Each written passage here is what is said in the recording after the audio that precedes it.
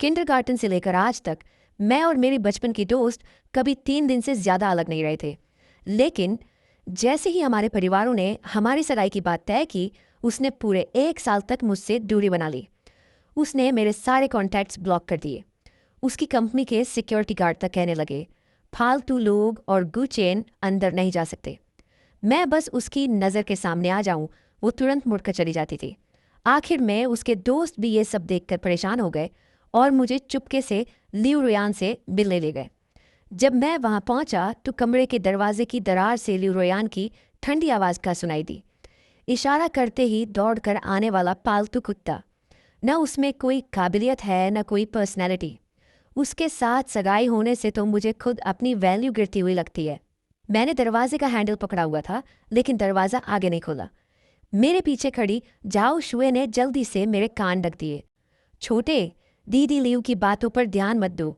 उसने ज्यादा पी रखी है, बिना सोचे समझे कुछ भी बोल रही है। मैं अभी जाकर उसे सुनाती हूँ। इतना कहकर वह अंदर जाने ही वाली थी कि मैंने उसका बाजू पकड़कर सिर हिला दिया। इतने सालों से मैं बस यही जानना चाहता था कि आखिर लियू रुयान मेरी सगाई से इतनी नफरत क्यों करती है। यहाँ तक कि बात पूरे हाई सोसाइटी सर्कल में फैल गई थी और सबको पता चल गया था। मैंने उसे लगभग 17 साल तक दीदी कहकर बुलाया, लेकिन वो मेरी सगी बहन तो थी नहीं। एक दिन उसे शादी तो करनी ही थी, फिर वो शादी मुझसे क्यों नहीं हो सकती थी। और अब जाकर मुझे जवाब मिल गया। ना तो मैं कम काबिल था, ना ही मैं कम अच्छा दिखता था। असल बात बस इतनी थी कि उसने मुझे कभी बराबरी से देखा ही नहीं। उसकी नज़र में मैं सिर्फ एक छोटा सा पालतू था, जिससे वह मन बहलाती थी, वक्त काटती थी, या फिर बस अपने पास सजावट की तरह रखती थी।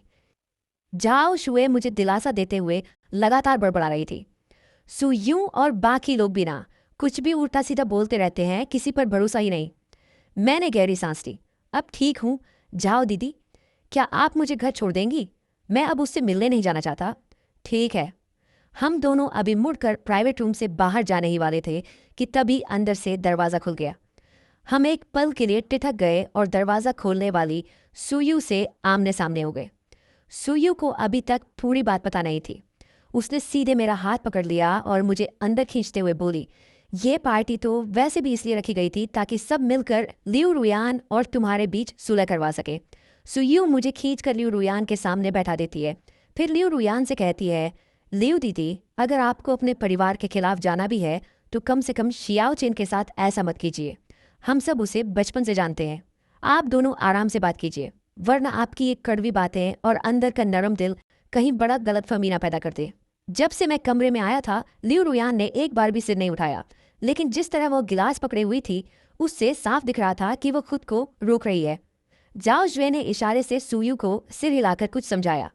इससे पहले कि जाओ जुए मुझे उठाकर बाहर ले जाती, लियू रुयान आखिर बोल पड़ी, गुचेन, तुम मेरी बात क्यों नहीं मानते? मैंने पहले ही कहा था ना, जब तक मेरे दादाजी और मम्मी पापा अपना फैसला नहीं बदलते तब तक हमें नहीं मिलना चाहिए। फिर तुम इतने जिद्दी क्यों हो? मैंने सिर झुका लिया। समझ नहीं आया क्या कहूँ। पूरे प्राइवेट रूम में अजीब सी खामोशी छा गई। पिछली बार लियू रुयान इतनी गुस्सा तब हुई थी जब उसकी एक सीनियर, जिससे उसके अच्छे रिश्ते थे, ने मुझे प्रपोज कर दिया था। जाओ जुए ने हल्की सी सांस भरी, फिर कमरे में मौजूद बाकी लड़कियों को बाहर जाने का इशारा किया ताकि मैं और लियू रुयान अकेले बात कर सके। लियू रुयान ने चिढ़कर एक घूंट शराब पी ली। छोटे चेन, क्या तुम्हारे अंदर जरा भी सेल्फ रिस्पेक्ट नहीं है? मुझे तुम में बिल्कुल भी दिलचस्पी नहीं है। मैंने तुम्हें कभी एक मर्द की तरह देखा ही नहीं। मेरे पीछे घूमने में जो समय बर्बाद करते हो, उससे अच्छा खुद को बेहतर बनाओ। पूरे दिन बस औरतों के आसपास मंडराते रहते हो। क्या तुम्हें शर्म नहीं आती? भविष्य में जब मैं पूरी कंपनी संभालूंगी तो मुझे अक्सर बिजनेस ट्रिप और मीटिंग्स के लिए बाहर जाना पड़ेगा। क्या हर जगह तुम्हें भी अपने साथ लेकर घूमूं? मुझे ऐसा लगा जैसे पूरा शरीर बर्फीले समंदर में डूब गया हो। सारा बदन ठंडा पड़ गया और मुझमें जवाब देने की भी ताकत नहीं बची। इतने सालों से वो मुझे ऐसे देखती थी। इसलिए अच्छे से रहो और मुझसे थोड़ा दूर रहो। शायद दादाजी भी अब यह रिश्ता छोड़ने वाले हैं। मैं समझ गया। अब आगे से मैं झाओ शुए और बाकी लोगों से तुम्हें ढूंढने की जिद नहीं करूंगा। अब परेशान नहीं करूंगा। बचपन से लेकर अब तक की सारी यादें मेरे दिमाग में किसी फिल्म की तरह घूमने लगी। पहले मैं इन्हें अपनी सबसे कीमती यादें समझता था, लेकिन अब ये सब कितना मजाक जैसा लग रहा था। मैंने हमेशा नज़रअंदाज किया कि हाई स्कूल के बाद से ही लियू रुयान मेरे प्रति धीरे धीरे चिढ़ने लगी थी। उसका मेरे कपड़ों और मेरे तौर तरीकों को बिना छिपाए नापसंद करना। यहाँ तक कि जब उसे पता चला कि सीनियर दीदी ने मुझे प्रपोज किया है तो उसने अनजाने में कह दिया था, अरे इसे भी कोई पसंद कर सकता है। मैंने सिर उठाकर गंभीरता से उसकी तरफ देखा। रुयान दीदी, बचपन में आपने मेरी जान बचाई थी, उसके लिए मैं हमेशा आपका शुक्रगुजार रहूंगा। अब मैं समझ गया हूँ, आगे से मैं आपको कभी परेशान नहीं करूंगा।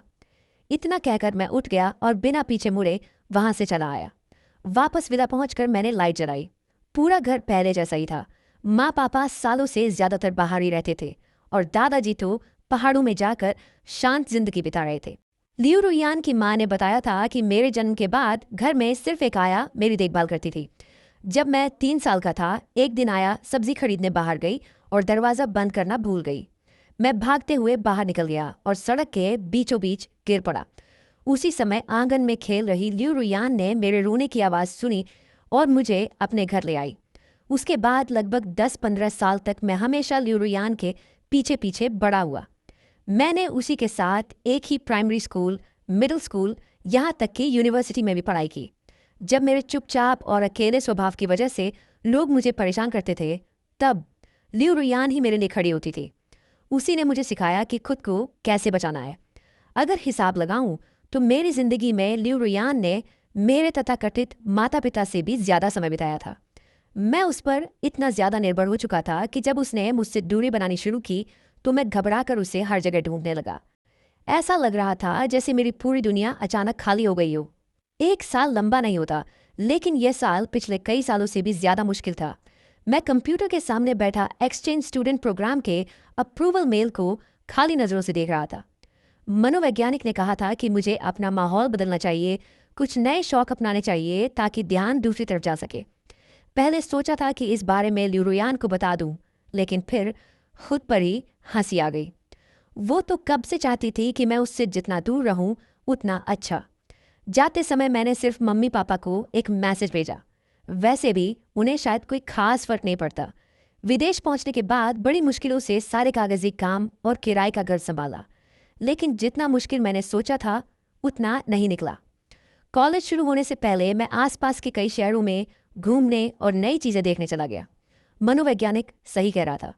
घर से बाहर निकलने और नई जगह देखने से इंसान की सोच बदलने लगती है, आदतें भी बदल जाती है। 3 बार चोरी होने और ना जाने कितनी बार परेशान किए जाने के बाद मैंने फाइटिंग सीखने का फैसला किया। अब मेरे लिए कोई खड़ा होने वाला नहीं था, मुझे खुद को बचाना सीखना था। विदेश में कॉलेज शुरू हुए 2 महीने हो चुके थे, तभी अचानक मुझे जो शिव का फ़ोन आया। शियाओ चेन, तुम विदेश चले गए और हमें बताया तक नहीं, वो भी हमें तुम्हारे क्लासमेट से अचानक पता चला। मैंने हल्की आवाज़ में कहा, बस पढ़ाई के साथ थोड़ा मन बदलने आया हूँ, कुछ महीनों में वापस आ जाऊंगा, चिंता मत करो। तो अब वहाँ तुम्हारी लाइफ कैसे चल रही है? जहाँ रह रहे हो वो जगह सुरक्षित है ना? सब बहुत अच्छा है। अच्छा है तो ठीक, चाहो तो अपनी दीदी को बता दो, वहाँ उसके कुछ जानने वाले लोग हैं। ज़रूरत नहीं, मैं बिल्कुल ठीक हूँ, किसी को परेशान करने की ज़रूरत नहीं। ठीक है, लेकिन कोई भी बात हो तो तुरंत संपर्क करना। ऑफिस में जो शिव ने कॉल कटने के बाद फ़ोन स्क्रीन बंद कर दी। अब तो काफ़ी बड़े हो गए वो। सामने बैठी लियू रुयान का चेहरा ठंडा पड़ा हुआ था। जाओ जुए ने बेबसी से कहा, अरे लियू जी, आपने ही तो उसे कहा था कि वो आपसे संपर्क न करे। जाओ शुए सोफे पर बैठी हुई गुचिन के एक्सचेंज स्टूडेंट वाले आवेदन फॉर्म को देख रही थी। लियू रुयान ने ठंडे स्वर में कहा, मुझसे दूर रहने का मतलब ये तो नहीं कि एक फ़ोन भी न करे। जाओ जुए ने तुरंत आंखें घुमाई। अरे मेरी महारानी, ज़रा अपना ब्लैकलिस्ट तो देखो। उस वक्त खुद आपने कहा था कि अगर दिखावा करना है तो पूरा असली लगना चाहिए, और सीधे उसे ब्लॉक कर दिया। अब बताओ वो तुमसे कैसे संपर्क करता? अगर मेरी जगह होता तो मैं भी तुम्हें इग्नोर करती। जाओ जुए लियू रुयान की बचपन की दोस्त थी। उसने गुचिन को भी बचपन से बड़ा होते देखा था, इसलिए गुजिया के हालात के बारे में भी काफ़ी कुछ जानती थी। बचपन से ही उसे न पिता का प्यार मिला न माँ का। वह वैसे भी कम बोलने वाला इंसान था, लेकिन ना जाने क्यों सिर्फ लियू रुयान के पीछे ही घूमता रहता था। और दूसरी तरफ लियू रुयान के मन में उसके लिए कभी वैसा प्रेम नहीं था। अब जब लड़का सच में दूर चला गया था तो वही लिउरुयान बाहर से सख्त बनने की कोशिश कर रही थी, जबकि अंदर ही अंदर उसे उसकी चिंता खाई जा रही थी। जो करना है करो, जितना ड्रामा करना है करो। जाओजुए के जाने के बाद लिउरुयान ने थके हुए अंदाज में अपनी कनपटियां दबाई। उसके सीने में एक अजीब सी बेचैनी अटक गई थी। न निगली जा रही थी, न बाहर निकल रही थी। ये एहसास उस दिन से भी ज्यादा परेशान कर रहा था जब उसने गू चेन के स्टूडियो में अपनी ही अनगिनत पोर्ट्रेट पेंटिंग्स देखी थीं। दोनों परिवारों के दादाओं ने मिलकर उस पर दबाव डाला कि वह गू चेन के साथ सगाई कर ले, लेकिन शाओ चेन अभी सिर्फ 3rd ईयर में था, कभी प्यार तक नहीं किया था। ऐसा बच्चा आखिर क्या समझता? लिउरुयान फोन की स्क्रीन स्क्रॉल करती रही। कुछ देर हिचकिचाने के बाद उसने डी आशने वाले कॉन्टैक्ट को ब्लैकलिस्ट से बाहर निकाला। फिर इंटरकॉम पर सेक्रेटरी जी को अंदर बुलाया। सेक्रेटरी जी के होंठों पर एक पल के लिए संतोष भरी मुस्कान आई, लेकिन उसने तुरंत उसे छिपा लिया। लगता है मेरी बताई हुई सख्त रवैये वाली शिक्षा काम कर रही है। गूशो ये को बचपन से किसी ने ठीक से संभाला नहीं। गलती करता था तो कोई टोकने वाला भी नहीं था। अब देखिए, कॉलेज के 3रे साल में पहुंच गया है, फिर भी पूरा दिन बस आपके पीछे पीछे घूमता रहता है। ऐसे में उसका भविष्य क्या होगा? जिस लड़के की अपनी कोई पहचान या सोच ही ना हो, अगर आप उससे सख्ती से बात नहीं करेंगी तो वो कभी खुद खड़ा होना नहीं सीखेगा, हमेशा दूसरों पर निर्भर रह जाएगा। सेक्रेटरी जी मुस्कुराते हुए बोली, और फिर ये ज़रूरी तो नहीं कि विदेश जाकर यंग मास्टरगू में कोई खास बदलाव आ जाए। हो सकता है वो बस उपन्यासों वाले तरीके सीख रहा हो, थोड़ा दूरी बनाकर ध्यान खींचने वाला खेल। लेकिन दूरी भी कंट्रोल में रखनी चाहिए। लिउरुयन कुछ सोच में पड़ गई। लेकिन वो तो कभी घर से इतनी दूर गया ही नहीं, सेक्रेटरी जी ने बेफिक्र अंदाज में कहा। गू साहब अब कॉलेज के 3रे साल में हैं, ऐसा क्या है जो उन्हें नहीं आता होगा? मैं तो हाई स्कूल खत्म करते ही अकेले अनजान शहर में पढ़ने चली गई थी। इतनी भी मुश्किल नहीं होती चीज़ें। लड़कों को इतना संभाल संभाल कर पालने की जरूरत नहीं होती। लिउरुयन ने दोबारा सोचा तो बात गलत भी नहीं लगी। शायद शाओ चेन ने जिंदगी में बहुत कम लड़कियां देखी थीं, इसलिए उसने अपने लगाव और पारिवारिक स्नेह को प्यार समझ लिया था। शायद अब समय आ गया था कि वह बाहर जाकर खुद दुनिया देखे और अपने दम पर आगे बढ़ना सीखे। उसने तुरंत सेक्रेटरी जी से विदेश जाने वाली फ्लाइट कैंसिल करने को कहा और फिर दोबारा कंपनी के काम में लग गई। उधर दूसरी तरफ कोच को हल्का सा इशारा करने के बाद उसने बंदूक नीचे रख दी, कलाई घुमाकर आराम किया। इस बार उसकी शूटिंग पिछली बार से काफी बेहतर रही थी। मैंने चुपचाप अपना सामान समेटा और दिमाग को खाली करने की कोशिश की। दोपहर में अभी फाइटिंग क्लास थी और रात को भी जल्दी वापस जाना था, नहीं तो फिर उस परेशान करने वाले पड़ोसी से सामना हो जाता। मैं जैसे ही दरवाजे तक पहुंचा, सामने से एक बेहद खूबसूरत एशियाई महिला आती थी। मैंने सिर झुकाकर रास्ता देने की कोशिश की, लेकिन वह सीधे मेरे सामने आकर रुक गई। माफ़ कीजिए, क्या आप गू चेन हैं? उसकी मंदारिन बेहद फ्लुएंट थी। जी हाँ, लेकिन आप? मैंने हैरानी से सिर उठाकर पूछा। उस महिला के पूरे व्यक्तित्व में एक अलग ही आत्मविश्वास और ठहराव था। सबसे खास बात, उसकी आंखें गहरे नीले रंग की थीं। वह मेरा नाम बाइनिंगबिंग है, मैं लिउरुयान की दोस्त हूँ। उसने मुझसे कहा कि तुम अकेले यहाँ पढ़ाई करने आए हो, इसीलिए वह थोड़ा चिंतित है। उसने कहा कि मैं तुम्हारा ध्यान रखूं। वह हल्की मुस्कान के साथ आगे बोली, जिस अपार्टमेंट में तुम रह रहे हो वहाँ की सुरक्षा ज़्यादा अच्छी नहीं है। मैंने तुम्हारे लिए दूसरी रहने की जगह अरेंज कर दी है। अगर चाहो तो पहले लिउरुयान से फ़ोन पर बात भी कर सकते हो। बाइनिंगबिंग ने दिल बनाने वाला इशारा किया। हम दोनों बगल वाले कैफ़े में जाकर बैठ गए। उसने अपना फ़ोन निकाला, किसी को कॉल मिलाई। फ़ोन जुड़ने के बाद उसने थोड़ी देर हालचाल पूछा, फिर मोबाइल मेरी तरफ बढ़ा दिया। शाओ चेन बाइनिंगबिंग बाई फैमिली से है। उनका लियू फैमिली के साथ थोड़ा बिजनेस संबंध है। रहने की जगह वो तुम्हारे लिए अरेंज कर देगी और रोज़मर्रा की किसी भी चीज़ के लिए तुम उससे पूछ सकते हो। मैंने खुद को संभाला। वह जानी पहचानी आवाज़ सुनकर ऐसा लगा जैसे मैं फिर उस समय में लौट गया हूँ जब लिउरुयान मुझसे दूर भागना शुरू नहीं हुई थी। शायद वक्त की वजह से, शायद इतनी दूरी की वजह से, या शायद पूरे 1 साल खुद को उससे दूर रखने का असर था। मुझे वैसा दर्द महसूस नहीं हुआ जैसा मैंने सोचा था। ठीक है, समझ गया, धन्यवाद। फ़ोन के दूसरी तरफ कुछ पल के लिए चुप्पी छा गई। फिर उसने दोबारा कहा, लेकिन किसी कमज़ोर इंसान की तरह उस पर निर्भर मत हो जाना। थोड़ा खुद से जीना सीखो और अपने अंदर कुछ सुधार लाओ। समझ गया। कॉल खत्म होने के बाद मैंने फ़ोन दोनों हाथों से वापस बाइनिंग बिंग को दे दिया और चुपचाप उसके साथ कार में बैठ गया। चूंकि वह बिजनेस पार्टनर थी तो तय था कि लिऊ रोयान ने उसे मेरे बारे में कुछ जिम्मेदारी या फ़ायदा दिया होगा। विदेश में अपनी सुरक्षा के लिए मैं बेवजह जिद नहीं करना चाहता था। कार में बैठते ही बाइनिंग बिंग ने सीधे फ़ोन किया और लोगों को मेरा सामान पैक करने का आदेश दिया। उसके बाद वह मुझे एक चीनी रेस्टोरेंट में खाना खिलाने ले गई। 1 घंटे बाद ड्राइवर ने गाड़ी सीधे एक बड़े से एस्टेट के अंदर पहुंचा दी। कू साहब, आइए। धन्यवाद मिस बाई। गाड़ी से उतरते ही मैंने देखा कि बटलर और कई नौकर पहले से इंतजार कर रहे थे। बाइनिंग बिंग ने इशारा किया कि मैं उसके साथ अंदर चलूं। तुम मुझे मिस कहकर बुलाने की जरूरत नहीं है। तुम्हारे विदेश जाने से पहले, जब तुम 7 साल के थे, हम लियू परिवार में कई बार मिले थे। मैंने हैरानी से सिर उठाकर उसकी तरफ देखा। वह हल्का मुस्कुराई। उस समय तुम और लियू रुयान लुका छिपी खेल रहे थे। दौड़ते हुए तुम सीधे आकर मेरी टांग से टकरा गए थे, फिर जमीन पर बैठकर जोर जोर से रोने लगे थे। बाइनिंग बिंग को उस समय की बात बहुत अच्छे से याद थी। तब वह अपने पिता के साथ लियू रुयान के घर गई थी। जैसे ही अंदर गई, एक छोटा सा बच्चा भागते हुए आकर उससे टकरा गया। उस उम्र के बच्चे अगर दर्द से टकराते तो जोर जोर से रो पड़ते, लेकिन छोटा गू चैन बस अपनी नाक पकड़कर जमीन पर बैठ गया। बड़ी बड़ी आंखों से चुपचाप आंसू बहाने लगा। वह अभी उसे दिलासा देने ही वाली थी कि छोटे बच्चे ने खुद ही अपने आंसू पोंछे और धीरे से खुद से बोला, शाओ चैन, दर्द नहीं हो रहा। फिर उठकर भाग गया। आज सुबह असिस्टेंट से मिली जानकारी याद करके बाइनिंग बिंग ने अंदाजा लगाया कि शायद उसे बहुत दर्द हुआ था, बस उसे मनाने वाला कोई नहीं था। उस समय लियू रुयान खुद भी सिर्फ 9 साल की बच्ची थी और लियू परिवार के माता पिता के पास भी इस पड़ोसी बच्चे की देखभाल का समय नहीं था।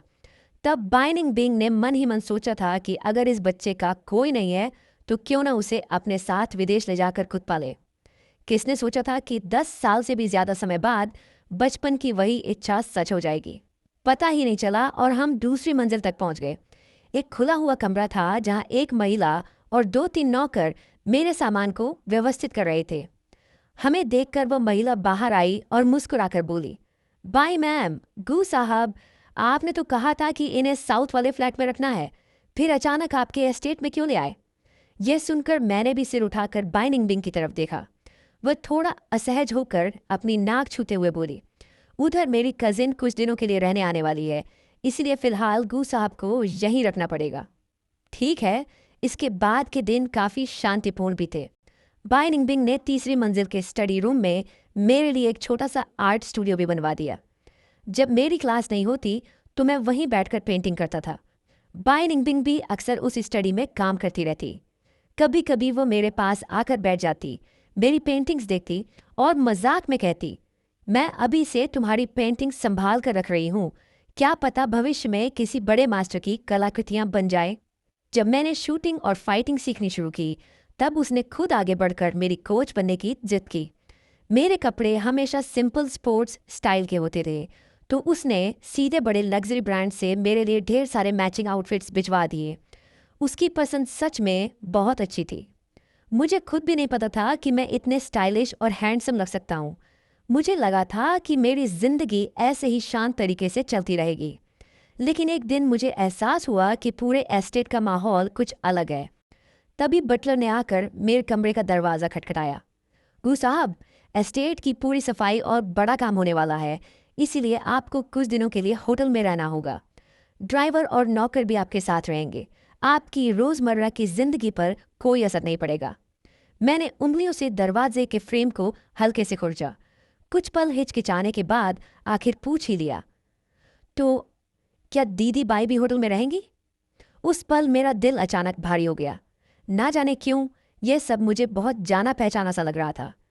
क्या बाइनिंग बिंग भी अब मुझसे परेशान हो गई थी, जबकि मुझे यहाँ रहते हुए अभी सिर्फ 3 महीने ही हुए थे। मैडम को बिजनेस ट्रिप पर जाना है, उनके लौटने के बाद वो खुद आकर आपको वापस ले जाएंगी। मैंने हाथ कसकर बींच लिया, दिल में उठ रही कसक को दबाया और धीरे से कहा, ठीक है, कब निकलना है? अभी भी जा सकते हैं, मैं कपड़े बदल कर आता हूँ। दरवाज़ा बंद करते ही मैं खुद पर हल्का सा हंस पड़ा। कुछ नया तो था नहीं, ये पहली बार थोड़ी था। इन 3 महीनों में बाय निंगबिंग के साथ बिताए समय को याद करते हुए कई बार मुझे लगता था जैसे मुझे अपने जैसा कोई इंसान मिल गया हो। उसकी कुछ आदतन हरकतें, छोटी छोटी ऑब्सेसिव आदतें और मेरे कहे हर शब्द को जिस तरह वो समझता था। लेकिन छोड़ो, शायद सच में उसे कोई ज़रूरी काम होगा। मैं बैकपैक लेकर नीचे उतरा। पूरे मेंशन में अब लगभग सारे नौकर जा चुके थे, सिर्फ बटलर और ड्राइवर बाहर मेरा इंतजार कर रहे थे। अचानक मेरे दिमाग में अजीब सा ख्याल आया, कहीं बाय निंगबिंग दिवालिया तो नहीं हो गया। मैं खुद ही अपनी सोच पर हंस पड़ा, लेकिन हंसते हंसते पानी गरज जगह अटक गया और खांसी छूट गई। मैंने बटलर को हाथ से इशारा किया और तुरंत मुड़कर किचन में पानी लेने भाग गया। अब तक भी मुझे इस हवेली की पूरी तरह आदत नहीं हुई थी। जगह इतनी भी बड़ी नहीं थी, लेकिन छोटी भी नहीं। पानी पीकर लौटते समय मैं एक आधा खुला कमरा पार कर रहा था, तभी अंदर से कांच टूटने की हल्की आवाज आई। मैं ठिठक गया। अभी तो कहा गया था कि सब लोग जा चुके हैं, तो फिर अंदर कौन है? क्या बायजू बिंग ने कोई पालतू जानवर रखा है, या फिर कोई इंसान? जिज्ञासा सच में मुसीबत बुला लेती है। मैं वापस रसोई में गया, वहां से एक चाकू उठा लाया और फिर उस आधे खुले दरवाजे को धीरे से धक्का देकर खोला। दरवाजे के पीछे नीचे जाती सीढ़ियां थीं। ये बेसमेंट है क्या? सीढ़ियों के किनारे लगी लाइटें जल रही थीं और दीवारों पर खूबसूरत भित्ति चित्र बने हुए थे। मैंने एक हाथ में मोबाइल और दूसरे में चाकू पकड़ा, फिर धीरे धीरे नीचे उतरने लगा। नीचे जाकर एक और दरवाज़ा दिखाई दिया। मैंने सोचा यहीं रुक जाना चाहिए, अगर अंदर कोई खतरा हुआ तो। मैं मुड़कर जाने ही वाला था कि तभी अंदर से एक जानी पहचानी आवाज़ में सुनाई दी। भले ही वो सिर्फ दबा हुआ कराहने जैसा स्वर था, लेकिन मैं तुरंत पहचान गया, वो बायजू बिंग की आवाज़ थी। मैंने मुड़कर दरवाज़ा खोल दिया। अंदर ज़मीन पर टूटा बिखरा बैठा इंसान सच में वही था। फर्श पर रेड वाइन की बोतल के टूटे हुए टुकड़े फैले पड़े थे। बायजू बिंग के दाहिने हाथ में कांच का एक टुकड़ा कसकर पकड़ा हुआ था और बायां हाथ दीवार पर मुक्के मारने की वजह से बुरी तरह लहूलुहान हो चुका था। उस पल मेरे सामने 2 ही विकल्प थे, दरवाज़ा बंद करके भाग जाऊं या फिर बेवजह की दया दिखाऊं। आखिरकार मैं दरवाजे के पास ही खड़ा होकर बोल पड़ा, बायजू बिंग, तुम ठीक हो? जमीन पर बैठा उसका शरीर अचानक जड़ हो गया। पूरा बदन तन गया, जैसे उसे उम्मीद ही नहीं थी कि कोई उससे बात करेगा। फिर उसने मुड़कर दरवाजे पर खड़े मुझे देखा। शाओ चेन, तुम यहाँ तक कैसे पहुंचे? क्या बटलर तुम्हें लेकर नहीं गया? बायजू बिंग ने हमेशा की तरह एक नरम मुस्कान खींची।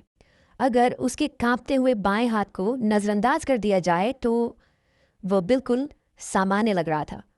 मैं कई मिनट तक उलझा खड़ा रहा। अब तो मुझे खुद पछतावा होने लगा था कि मैंने उसे आवाज़ क्यों दी। तो मैं पहले चला जाता हूँ, तुम्हें परेशान नहीं करूँगा। हाथ की चोट का ध्यान रखना, इलाज करवा लेना। मैं दरवाज़ा बंद करने ही वाला था कि अचानक औरत की धीमी सी विनती सुनाई दी। मत जाओ, मैं तुम्हें नुकसान नहीं पहुंचाऊंगी, डरो मत। बस बुरे सपनों की वजह से नींद नहीं आ रही? श्याओ चेन, क्या तुम थोड़ी देर मेरे साथ रह सकते हो? मैं बेसमेंट से बाहर आया तो देखा कि बटलर अभी भी दरवाजे पर खड़ा था। कू साहब, अब आपका क्या इरादा है? मैं उसकी देखभाल करूंगा। अभी वाइट दीदी ने आपको फ़ोन किया होगा। जी गू साहब, मिस बाई को कोई डरावनी बीमारी नहीं है, बस उनकी माँ की बरसी करीब आ रही है, इसलिए उनके मन पर पुराना साया फिर से लौट आया है। मैं मेडिकल बॉक्स लेकर दोबारा बेसमेंट में गया, उसे सहारा देकर बिस्तर पर बैठाया और उसके घावों पर पट्टी बांधने लगा। तुम पूछोगे नहीं? पूछूंगा नहीं, लेकिन अगर तुम कहना चाहो तो मैं सुन सकता हूँ। कुछ नहीं। ठीक है। उसके बाद 3 दिन तक सब कुछ ऐसे चलता रहा जैसे कुछ हुआ ही ना हो, लेकिन मेरे और बाई निंगबिंग के बीच एक हल्का सा अनकहा एहसास पैदा हो गया था।